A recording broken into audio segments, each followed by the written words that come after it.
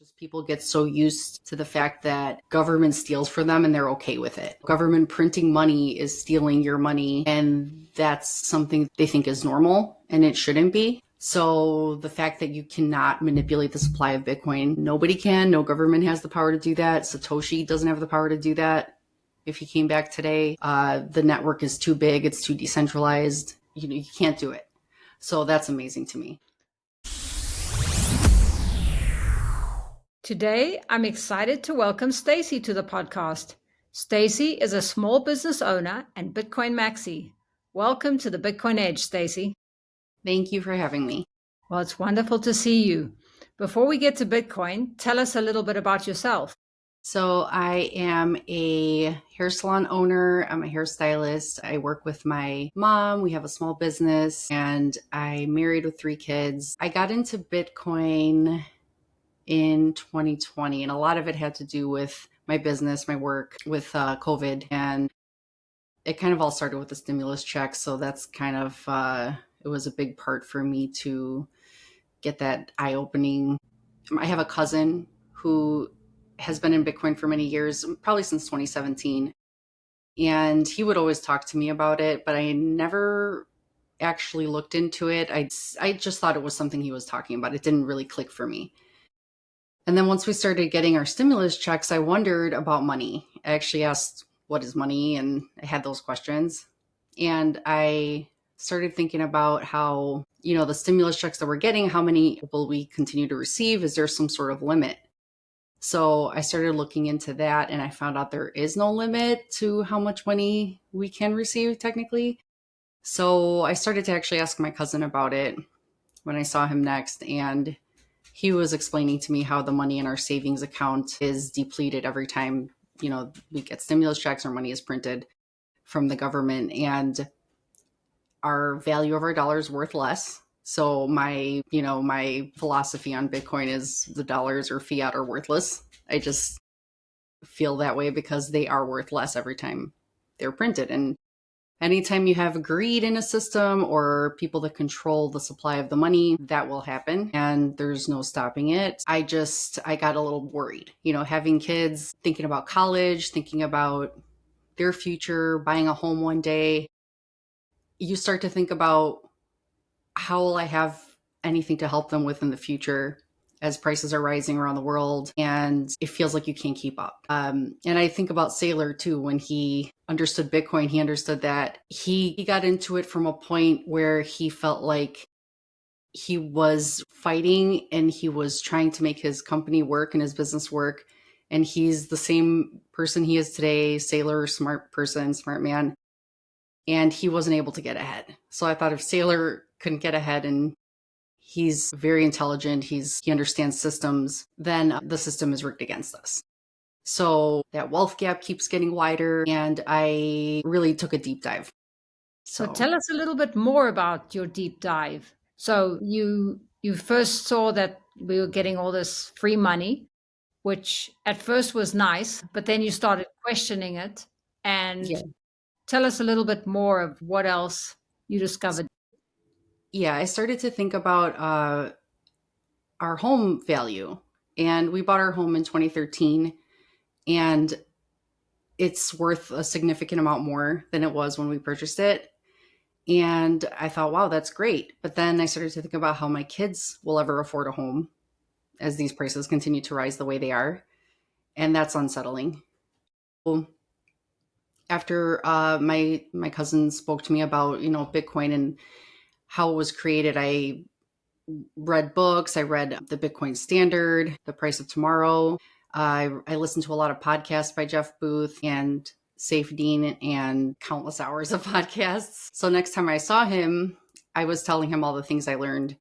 And he said, I just showed you the door and you just, ran straight through it. Like he tells all his family about Bitcoin all the time. And I'm the first person who it clicked for. Like, you can tell people all day, but until they're ready to take the step to educate themselves, that whole do your own research saying, you have to. I mean, you really can't.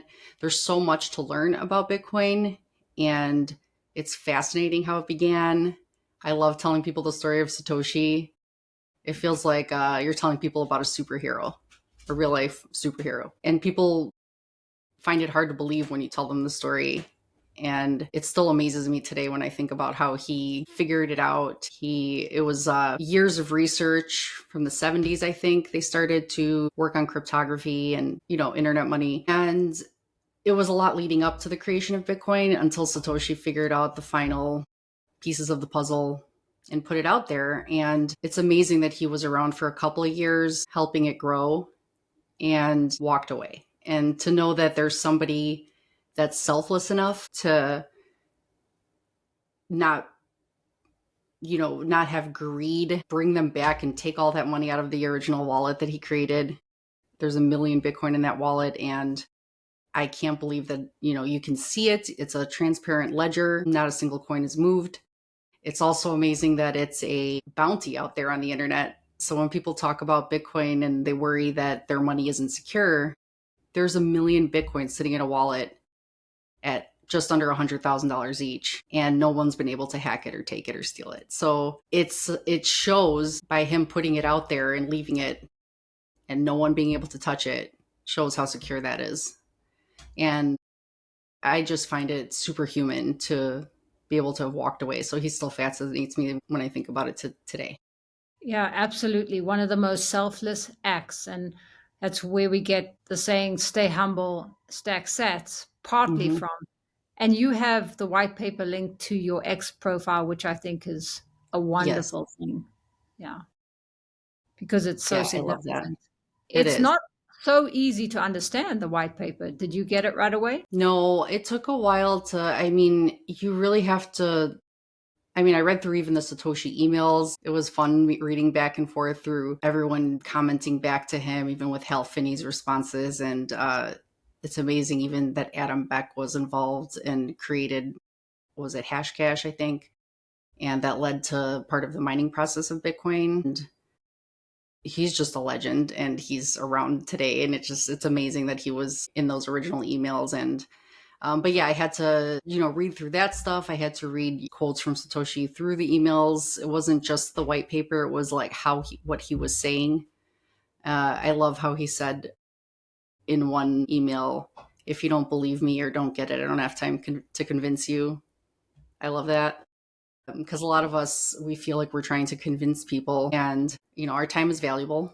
So you have to wait for people to be ready. You can give them a little bit of an introduction and the tools to go learn about it themselves, but you can't push it on people. You can't force them, because it's a lot to understand, a lot to realize why it's so significant and how it's going to change the world. And that's what I like about how Sailor orange pilled his board.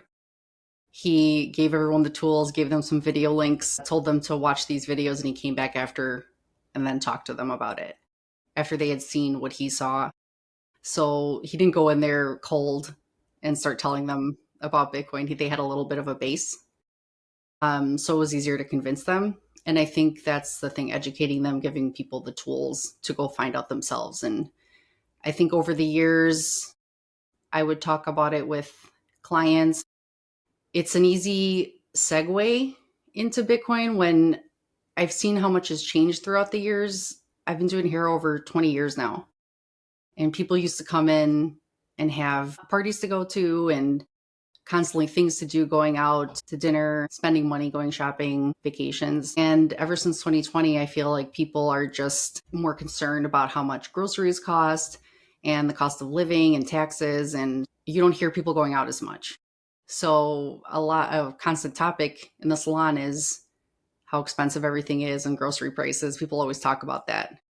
So I always go back to government spending is the problem. People like to focus on the money that the government has given to other countries or to migrants and all these other issues, but that's a fraction of the amount of money that the government spends compared to, I think in 4 years, it's something like $12 trillion has been created out of thin air.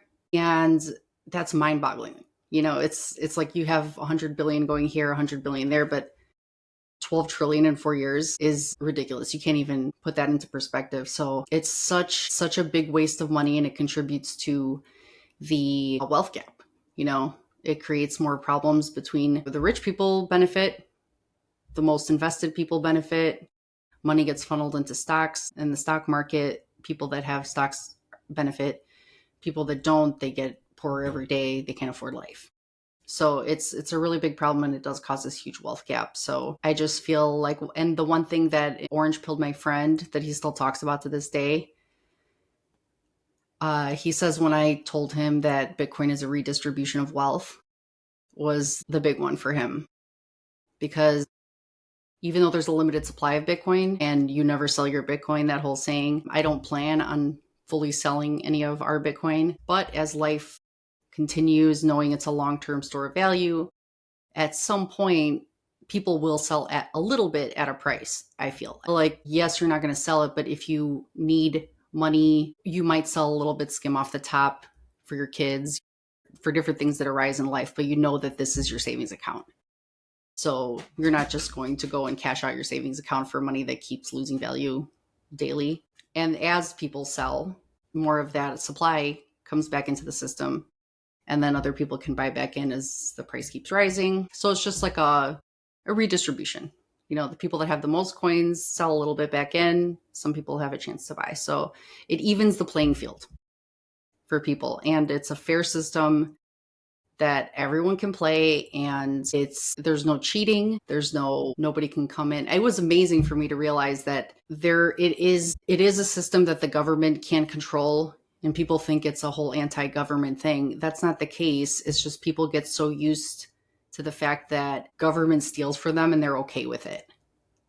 You know, government printing money is stealing your money, and that's something that they think is normal, and it shouldn't be. So the fact that you cannot manipulate the supply of Bitcoin, nobody can. No government has the power to do that. Satoshi doesn't have the power to do that. If he came back today, the network is too big. It's too decentralized. You can't do it. So that's amazing to me. Yeah, you said a lot of great things there. Just one thing, Jeff Booth says in order for Bitcoin to succeed, it has to become a medium of exchange.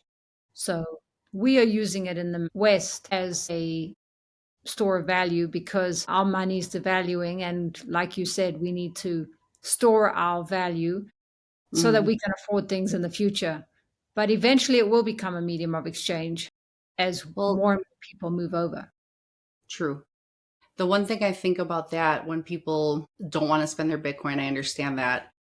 And there's a lot of systems that are being built into Bitcoin. So, with my business, if I were to say I want to accept Bitcoin, I understand that nobody wants to pay in Bitcoin because you're thinking of the Bitcoin pizza where you spent a lot of Bitcoin on a pizza and now it's worth millions. So who would want to think that they spent that much Bitcoin on a haircut, right?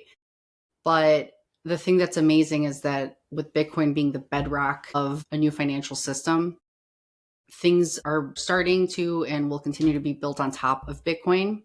So the Lightning Network, for example, there's a lot of companies that are going to start coming up with ways to implement Bitcoin as the new system, the new layer of the financial system. So, for example, Cash App. I love Cash App because if people want to pay in Bitcoin with Cash App, you don't have to feel like you're spending your Bitcoin. You add fiat currency to your account like you do with Venmo, and you send the fiat currency to the business. So you're not spending your Bitcoin, you're just spending fiat you would normally spend anyway through PayPal or Venmo or anything. And the business has the choice to choose how much percent of that sale do they want to accept in Bitcoin. So you could choose 100% of every sale to be in Bitcoin and it converts instantly for you. Or you can choose 10% or whatever your choice. So I love that because you can give people the option to pay you in Bitcoin, even though they're just spending fiat. So those are systems that are coming into play and will be the base of future using it as a currency. And, people thinking that it's not going to be anything but a store of value. And what's its use case? Its use case is the new base layer. You don't need a middleman. You don't need a bank or a credit card company taking percentage fees. You could just pay cash instantly. And, the business can choose to accept whatever percent they want. Yeah, I think that's a good point. Technology is going to keep improving. And one thing many Bitcoiners like to do is spend and replace, right? So if you, as a business owner, accept Bitcoin, I'm going to look for you. And if I was going to pay you $100, I would I would put the money in Bitcoin and pay you right away. But like you said, Cash App does that automatically. Do you accept Bitcoin for your business Well, work? I do. Yeah, I have signs up that say we accept Bitcoin. It's so early that nobody really understands. And I've shown a few people how to send me Bitcoin, but I do tell people about Cash App. So a lot of the time I tell them that you could download the app and next time you come in, we can try it. You could send me that way. So I just tell them it's just as easy as Venmo. So if you use Venmo, you can use Cash App and you could pay the same way. So I really do like to tell people about that. Yeah. Yeah. Tell us a little bit more about orange pilling clients. Everybody has a Well, different point where you get to them. How do you start the conversation? Maybe because people are saying the world's getting expensive. the world's getting expensive, yes. And another thing they say is, they start talking about politics a lot at work. And I like to get away from that a little bit by saying that they think that this president's the problem or that president's the problem. And things wouldn't be this way if it was this person instead of that person. But bottom line is the Fed, the Federal Reserve is the power behind government that they have the power to create currency by the push of a button. They don't have to print it. They could just put in a computer and add $1 trillion more to our debt. And that's something that doesn't have anything to do with the president. And it doesn't matter who's in charge. So I do get into that. I say, okay, you think the world is so bad because of once we have another 4 years of a different person, it'll be better. That's not going to actually make it better. I mean, no matter who the president is, there will still need to be at an increased rate more inflation every year. I tell them about how our interest rates now on the national debt have increased they've surpassed the national defense spending. It's at $1 trillion a year in interest payments for our debt. So that just keeps rolling over. So they need to continue to create more money and add to the system in order to pay for these insane interest payments. So there's no way of slowing down that train. So I tell them that. I say it's not, you think it's the president, it's not the Federal Reserve, and really we can't stop it except for getting out of it. You can take the escape hatch. You take Bitcoin and store it's not like you're going to use Bitcoin now to just convert your entire life over to it, but it's digital gold. It's been stated by the government that it's digital gold now. And people that would store their value in gold before, Bitcoin is the new gold. So if you're going to save money, save money. I just tell them save it. If you're going to save something, I tell them to dollar cost average in it. I explain to them what it is in an easy way possible. And I try not to overcomplicate it for them because it's a lot to understand. But I do give them tools. I give them podcasts to listen to if they sound interested. But I definitely tell them about Coinbase because it's the easy way for people who know nothing about Bitcoin to get started with. So they can start off with Coinbase. They can dollar cost average. So I tell people if you're going to be saving money anyway, saving money doesn't really work anymore because a year from now, the savings you have is devalued. So unless you're investing it, which I feel like the stock market as well, people all have savings in the stock market if they're invested, but the stock market is to me not real because you have companies that are too big to fail. And I tell them about this stuff too. I tell them how the banks and the government the government bails out banks and stock markets and companies that are too big to fail. Because if they do fail, it's a systematic collapse, like a domino effect throughout the global markets, not just the US. So they're supported by the government. So a lot of this money that, again, is created, it's not just for a migrant thing. It's not just for a war. It's to support companies and corporations that they don't want to have a systematic collapse. So a lot of this is to prop up. It's fake. It's kind of fake. So when people are doing so well in the stock market, it's just because there's more money pumped into it. It's just also as people are making money in the stock market, then everyone else is losing money. So yeah, you can't store your savings in fiat, but you can save it in Bitcoin. And I tell them not to look at 1 month or 3 months or 4 months. If they're invested in Bitcoin, don't keep looking and see, oh, I'm down. Don't trade it emotionally. I tell them it's a big picture thing. You have to take a 4-year window and look at it. You're not doing it to cash out in a year. You have to have a long-term outlook that this is your savings for either retirement or for your kids. And whatever you could afford to put aside that you're not going to need, put that aside and average in always, and just don't worry about how much money it's worth. Look at how much Bitcoin you have. Yeah. Those are some really good points. Just the one thing, we all know that the government is possibly buying a strategic reserve, and that will maybe slow things down for the US. But it is a debt-based system, and at some point they would probably have to sell the Bitcoin in order to pay off the debt. So you're absolutely right. It doesn't really matter in the long run. Bitcoin is the better way to go. Yes. It's the only way to actually save money now, I feel. Yeah. When you care about people, you want them to save in it. And like you said, though, people only get Bitcoin when they're ready for it. But Yes. providing a touch point and some education is a great way to start. Yeah. And I think that's why so many people that are into Bitcoin talk about it so much with people they care about, because it's from their point of view, they're looking at it as you're trying to convince them to do something that's risky. But from your point of view, since you understand it, you're convincing them because you care about them and you worry about their future and you want them also to be okay in the future.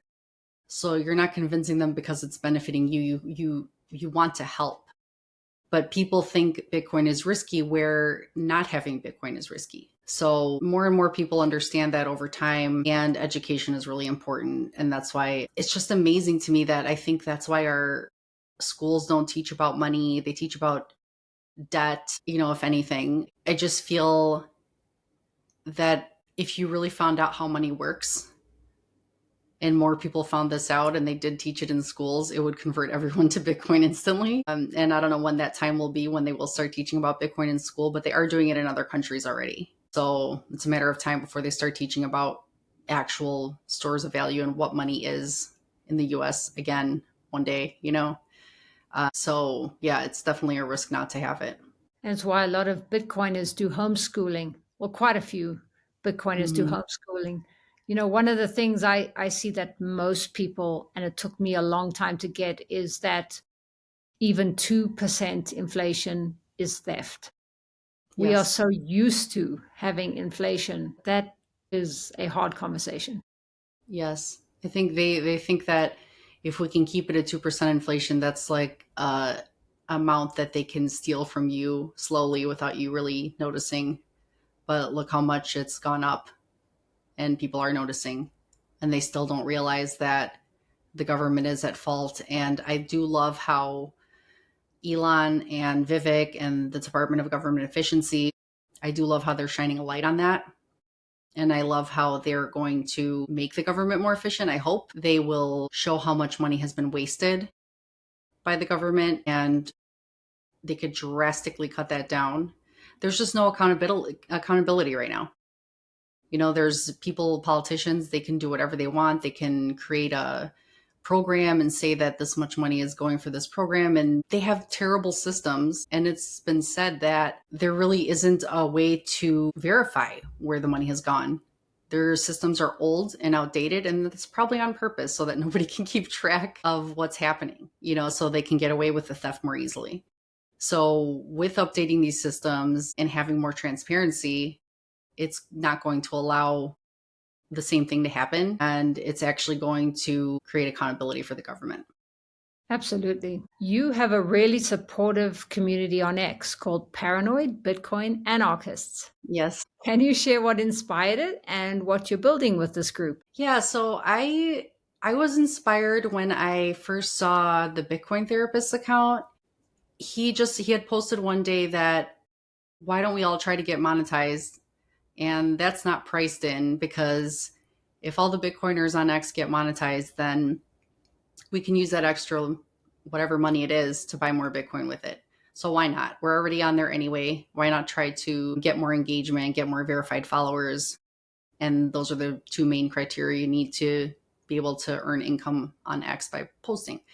So I was inspired by that. And then I started to follow verified Bitcoiners, and it got the ball rolling. So once I followed verified Bitcoiners, I started interacting with them more. And the more you interact with people, the more they interact with you. So it was really nice because all these years I've been on X, I've been tweeting into the void. I thought I was just talking to myself all the time, but I just had so many things I wanted to put out there into the world. So I would do it anyway.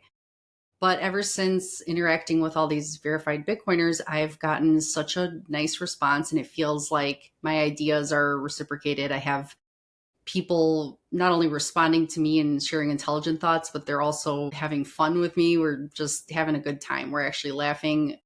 It's really amazing to have people. It feels like we actually have friends, when in real life you don't have a lot of people that understand Bitcoin. So having a group of people that understand your sense of humor and can joke with you about things is really a priceless feeling. It's amazing. And it started off as getting monetized, but it's become so much more now. It feels like it's fun every day when I go and check in with my friends, it's and see what news they're sharing with me. Before, it was me just checking up on Bitcoin news myself and finance news myself and keeping up with what's going on. But now I can see them share things that I'm interested in, and I love it. I feel like it's like a little support of people gathering information and talking about it. So I created some videos highlighting some of the accounts that I first started interacting with. I created like highlighting their profile, adding some fun music, and it got people real fired up. So I love that feeling of people being excited. And it was just such a great feeling to see that you can make a difference for other people. You can make them feel good. You can make them feel heard. And they make me feel the same way too. So I love it. I think it's really amazing. And it's funny how it started off just being just for getting monetized and buying Bitcoin, but you find actual friendship and a community. So community is important in getting verified, and not getting verified, but getting monetized. And besides the Paranoid Bitcoin Anarchists group, there's also the Bitcoin Army. There's Smash by Saturday. There's, women in Bitcoin. There's a group for female Bitcoiners called the Satoshis. So I love that too. It's such a cute name. There's so many good groups now. I'm part of a few of them, and I just love all the people, and they're so supportive and really fun. Yeah, I get that feeling. I've been watching their interactions. They're very supportive. And so what you're saying is when you started interacting with people, they started responding more than you just Yeah. posting about Bitcoin. Yes. And a lot of Yeah. people interact with large accounts, and you don't usually get a lot of interaction with large accounts. You get impressions, but you don't get very often interaction or responses from big accounts. I was super excited the other day when Natalie Brunell, she reposted one of my tweets, and I felt like it was surreal. I was like, wow, Natalie, but most of the time you don't get a lot of big people commenting or anything. So the way to get responses is from people that are in a similar size, account wise to you, following people like that. And then over time you get some bigger accounts, but mainly it's like you have to build a community yourself. You can't just join like a large, community and expect to have a lot of communication, so you build these communities with people that are like your size accounts, and you get a lot of interaction. And it's so many smart people. There's a lot of brilliant people out there that are already people that we all look up to, that are speakers at Bitcoin conferences, and people that we all know, and they're celebrities to us. But there's so many other smart people out there, so many great accounts with really great ideas. And it's been a lot of fun following them because I'm seeing so many different perspectives and so many ideas that inspire me. So I love it. Yeah, I agree. I learn so much from people on this podcast, and some of them don't have big followings and they are doing great work. And, some of them say that it's hard to get a following on X. So some of them are more on Noster. But I was just wondering before we go to Noster, is it better to have a community than just post on your own? Post on your own. Okay. Yeah, Because when you have, you need a community. It takes a village, that whole saying. You can't do it on your own. I mean, I think when you start showing people that you're interested in their thoughts, people become interested in your thoughts as well. You can't just expect people to care when you're not interacting. I mean, you really have to show people that you care about them. Again, getting to smaller accounts, verified accounts. I mean, not to say that unverified accounts are not real people, but that's what I love about the verified aspect of X, is that that the people most of the time that are verified are accounts that are actual people that are paying a monthly fee to be verified. So you can't have a million bots a day being spammed into a system if they're paying $10 a month. So it really cuts down on the spam, and it shows you which accounts are real. And those are the ones I get a lot more interaction from. So I think that's the best way to go. I mean, and I've seen growth, honestly, since doing this. I was stuck at the same amount of followers for years. And ever since doing this, I've grown, and I see consistent growth. And it's just been not only informative but it's also, yeah, it's inspiring. Do you see having meetups in the future in person? I do. Yeah. I would love to. I would love to go to some. I would love to go to some in Chicago. That's where I'm from. I don't think there's a lot going on in Chicago, but I did hear from somebody that the Orange Pill app has meetups. So I've been meaning to look into that. I would like to one day go to a Bitcoin conference, but yeah, meetups would be great. I think over time there's going to be more and more of those across the US, so we just need to give it a little bit more time. Yeah, yeah, I agree. So tell us a little bit about your Bitcoin philosophy. So my philosophy is that Bitcoin is a system that everyone plays by the same rules. And it's a system where there is no theft. It's secure, it's equal, it's the only place to save money, and it's digital gold. My philosophy is that it's the truth, it's transparent, and it's just a revolution. Yeah, I agree. Are you teaching your kids about Bitcoin? Yes, I am. I actually talk to them quite a lot about it. Uh, they always talk about me and say that I just love Bitcoin so much, and they understand about inflation. They understand about governments printing money. I even have my middle son, 10-year-old. He talks to adults. He loves talking to adults. He's so funny. But I heard him talking to some of his aunts and uncles about inflation and how governments print money. He was explaining it all to them. It was amazing. And then my oldest son understands it too. He's 13. But my daughter is funny. I had bought that, what is it? The little holder book. It's a little, and I have this little stuffed animal here that I had gotten, and she sleeps with us every night. She loves it. It's her favorite. I asked her if I could borrow it if I wanted to show it on the podcast, and she's like, "Oh no, but I love that. Can I just keep it in my room?" I'm like, "I'm just gonna borrow it. I'll give it back to you." So she loves it, and she loves the little book. It has little like cartoon strips, and she reads it. She thinks it's they know a lot more than I don't think many adults know about Bitcoin. So I do love to teach them about it, and I tell them that even their piggy bank money, me and my husband decided to put it into Bitcoin for them, because whatever they had saved in their piggy banks, it was just, what is it doing there? It's just going to sit there and lose value over time. So one day when they need it, it'll actually have grown. So it's there for them. They know that I took their piggy bank money, or we took it and we put it into Bitcoin. So they mention that every so often. They're like, if we had our money, we could spend it on stuff. I say, hey, it's better to save. You have to learn how to save, and Bitcoin teaches people to save. So I think in a time where people aren't able to save and they don't know how to save, or they can't get ahead, it actually teaches you that it's worthwhile to do it. Like they say, Bitcoin incentivizes saving with low time preference, whereas the fiat system incentivizes spending because our money's going down. So, Yes. what wonderful lessons for your kids. You're really setting them up for success. Thank you. Was your husband on the same page from the beginning? Yeah, he was. He really has been a great support, not only in understanding it. I talk about it a lot. I have so much information that sometimes he's like, whoa, slow down. You need to, because I love to tell him about things for, every time there's a new thing out, like a new piece of news that I'm excited about or some kind of discovery that I had made early on or anything, he's been so supportive, and he's listened to me talk for countless hours about it. And he understands 100%. He knows that whenever he's not into politics, he doesn't like talking about politics. But when it comes to people asking about what's your stance on politics, he just pretty much feels that there's nobody really that actually cares about us. It's a lot of the times the politicians just care about how to benefit themselves.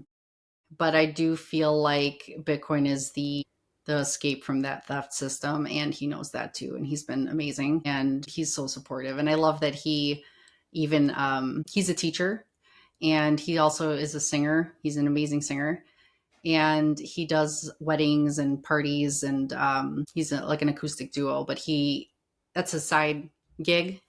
And whenever he does one of these events, he takes his pay and puts it into Bitcoin. So that's like his extra savings, our extra savings, which is amazing. So he's very into it, understands it completely, and super supportive. That's wonderful. On your X profile, you have don't borrow from the future, buy the future. Yes. Yeah, I thought that was an idea I had the other day. I was inspired by, I don't know if it was something Sailor said, but I love being inspired by other accounts. I have ideas that spawn out of, it kind of grows upon, like off of somebody else's ideas. And I just have these thoughts. But yeah, borrowing from the future, it's like time is money. And that goes back to one of my philosophies too, but time is money. And the time that we spend working, we receive a medium of exchange, currency, fiat currency. And if we're constantly on that same system of fiat, we're borrowing from the future. We're borrowing that time from future generations. The time that they spend working, the time that they go to work 40 hours a week, that fiat gets devalued. So they work harder for less money over time, and life gets harder for them over time. So anytime the money is printed from the government, anytime money is created and these wealth gaps get wider, the money is borrowed from the future. So they're stealing people's time. So with Bitcoin, you are buying the future. You're buying that time that you're saving. So as your currency is going up in value, it's because Bitcoin, there's a set supply that doesn't go up. Fiat continues to rise, the amount of it continues to rise, so it becomes devalued. So yeah, you're saving time. When you save Bitcoin, you're saving your time. You're actually creating more time for yourself because you don't have to work so hard as time goes by. And another thing that I thought always was really fascinating about Bitcoin is I've always been into science and physics and stuff like that, and I love how Bitcoin follows the first law of thermodynamics, and it is that energy cannot be created or destroyed. And Bitcoin is this closed system where the energy that we spend working gets saved there.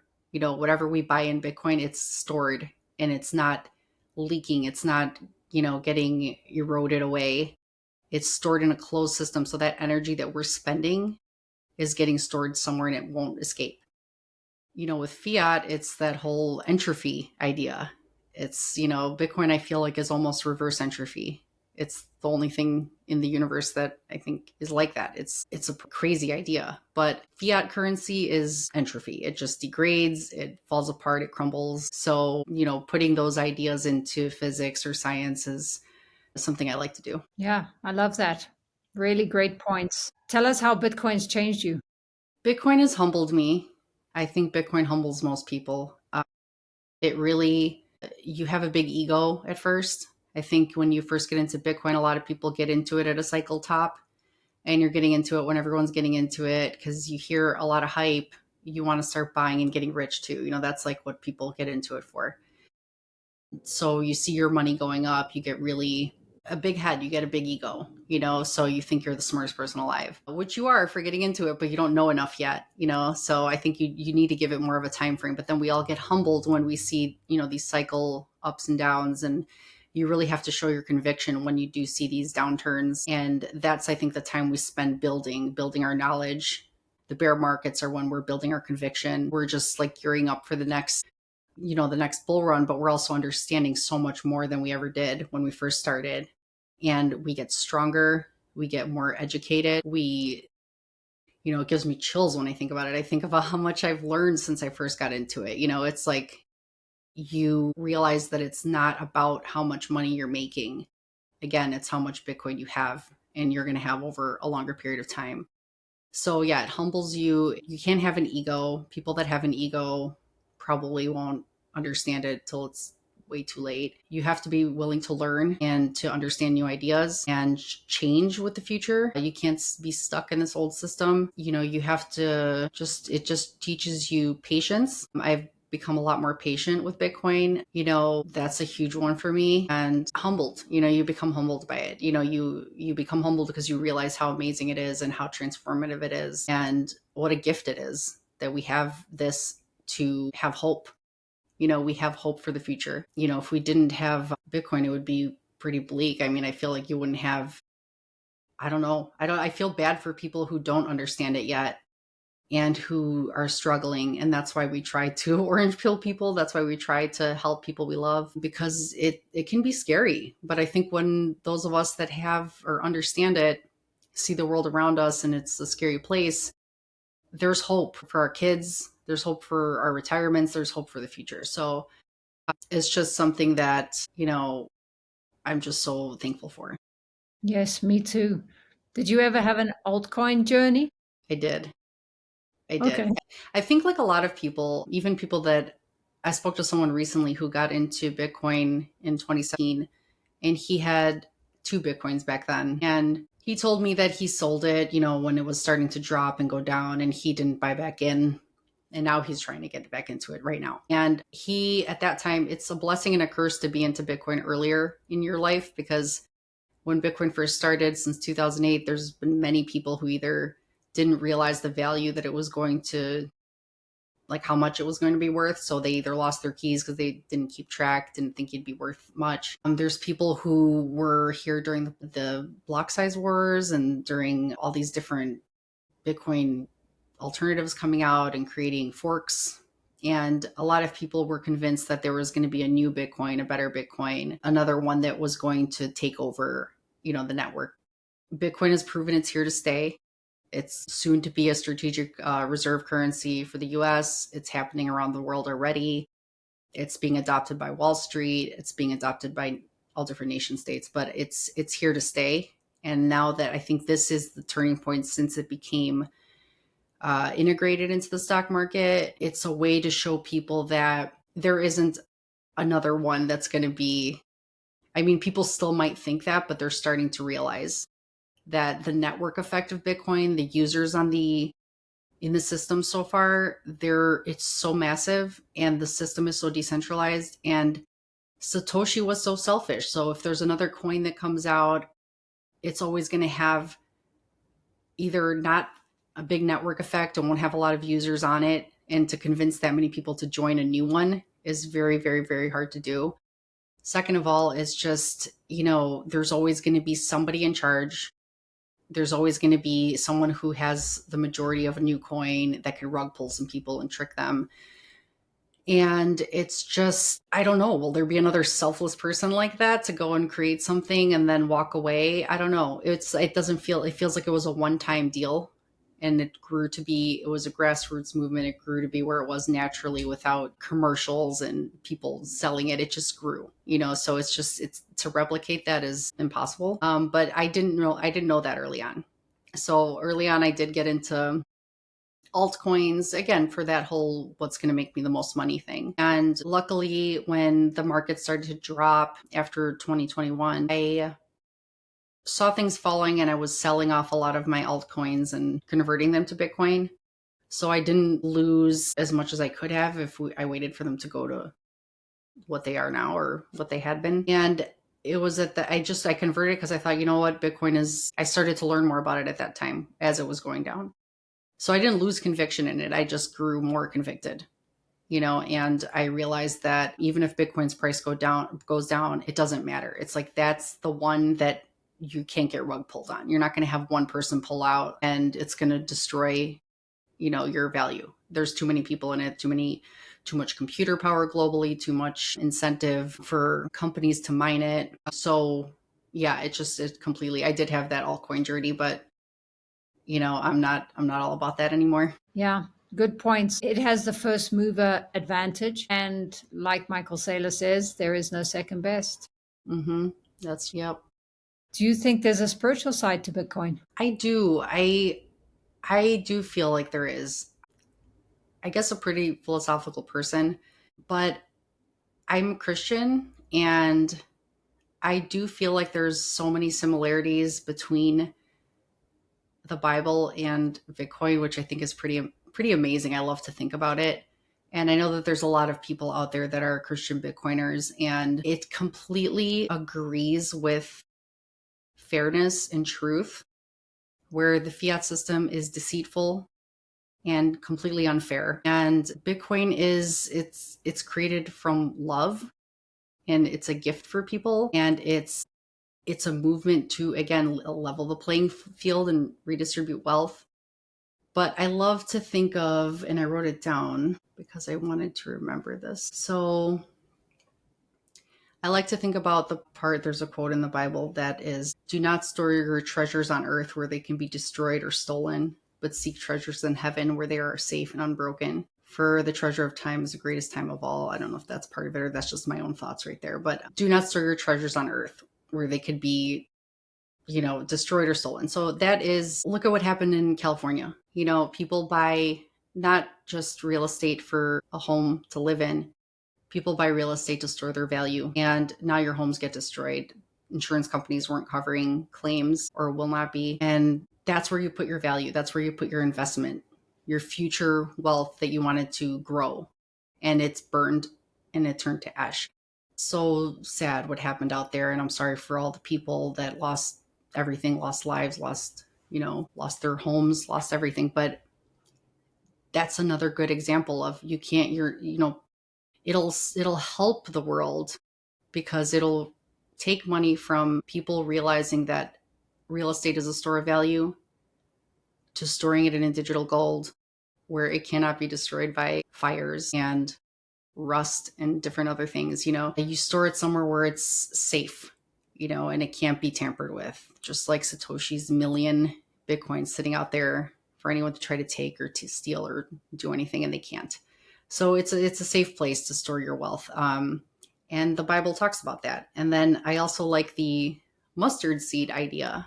I think about that a lot because when Jesus was asked, what is the kingdom of heaven? And he said, it is like a mustard seed, and it's the smallest of all seeds, but it could grow bigger than a tree. And that's what Bitcoin is to me. Bitcoin is a tiny idea. It was put out there.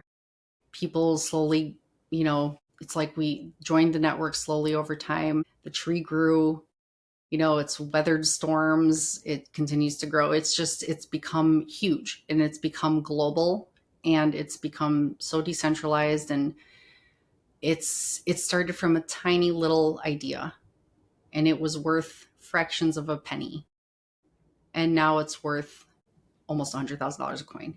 And it did hit 100,000 recently. So to me, I feel that the kingdom of heaven is not just money or Bitcoin, it's freedom. It's freedom from control, freedom from slavery, and it's, truth. And I think truth is, if you were to think of the idea of heaven, it's the ultimate truth. So part of me thinks that's why people that are Christians or people that think Bitcoin is spiritual is because you can connect some of these ideas to your, understanding of Bitcoin. So it's pretty amazing. Yeah, it really is. And it is open to anybody, it's decentralized. And just one note that it is a learning curve to store your Bitcoin safely. And Mm-hmm. so that's a little bit of a learning curve. But once you get there, then like you said, it is going to be far better security than having your money in a house, which, as we know, over time is coming down when priced in Bitcoin.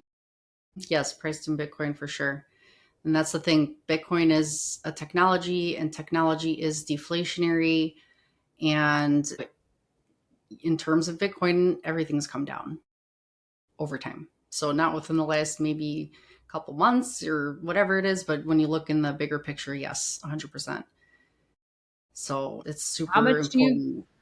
how much do you focus on price? I still like to check price. I mean, I like to check because I feel like since I started, I was into trading and learning about trading initially. So I don't trade it now, but I just love it's like a little game for me. I like to look at the charts and I like to see the volume and I like to see the selling and buying pressure. I like to check and see how, like, it's almost like a little game. Even during the bear markets, I would like predict if it's going to be going up or down based on the candles. So for me, I enjoy it. It's kind of fun for me to just analyze what's happening, and it's not like I do it because I care. I mean, I know where it's going eventually, and it is fun when it goes up. But it's also one of those things where it's that bittersweet feeling that as somebody who still wants to continue to dollar cost average into it, you are appreciating the times that you could buy it on $1,000. When it does go down, it's almost like, you know, all these people are selling and, uh, it's, you're actually able to collect more of it. So it's like, I like both ways. I'm happy when it goes down, I can get more for my money, for my fiat.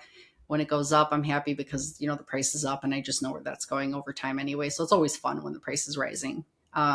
I sometimes feel with trading and watching charts, I feel like a lot of the selling we've seen recently is artificial selling. I sometimes feel like the bears, the people that are the sellers in the market that are short selling Bitcoin, I sometimes feel that it's artificial because I think that those bears are just trying to suppress the price just enough to come back and buy it at a cheaper price. So I feel like the bears are really just bulls, but they're just trying to play fiat games with Bitcoin. And eventually I think a lot of those fiat games they're going to get burnt by, either trying to short it too much and having to buy at much higher prices. But they are definitely trying to stack harder. The institutions are. So sometimes I think that it's just kind of funny to watch these little games play out, because eventually it's just going to melt faces, so it's going to be just entertaining. Well, that's exciting times. We do know that one Bitcoin is one Bitcoin, but it is we still live in the fiat world. And yes, as more money is printed, Bitcoin goes up. And that's why Yes. we say one Bitcoin is one Bitcoin, because if money wasn't printed, then price wouldn't go up. But the Yes. fact is we live in a fiat world. And I think it'll always be some sort of a base, but Bitcoin will be the layer at which all fiat will transact in. And I do feel like with more accountability in governments, we will have a reduced amount of government spending, hopefully, that will allow this system to, not go completely bankrupt, but Bitcoin price will still rise compared because, again, there still will be inflation. It won't stop, but at the rate that it's been increasing crazy, I think it will slow down with this accountability in the government. So, yeah, I think it's going to be the rails, like the payment system rails, like it's going to be how fiat moves through the world. Yeah, very exciting times ahead. Where can people find you? They can find me on X. My handle is at XStaci, but the I is a one. Great. And with that account, they can then find your groups if they want to. Yes, I have my main group, the Paranoid Bitcoin Anarchists, pinned on my page. So you could always request to join there. And I'm always sharing other groups on my page. So some of those other ones I mentioned, I'm always sharing things from their groups too. So you could always click on one of those. You'll see it at the top of my post, and you could always request to join those groups as well. Wonderful. Well, thank you so much for joining me today. This was Thank you fun. so much. Thank you for having me.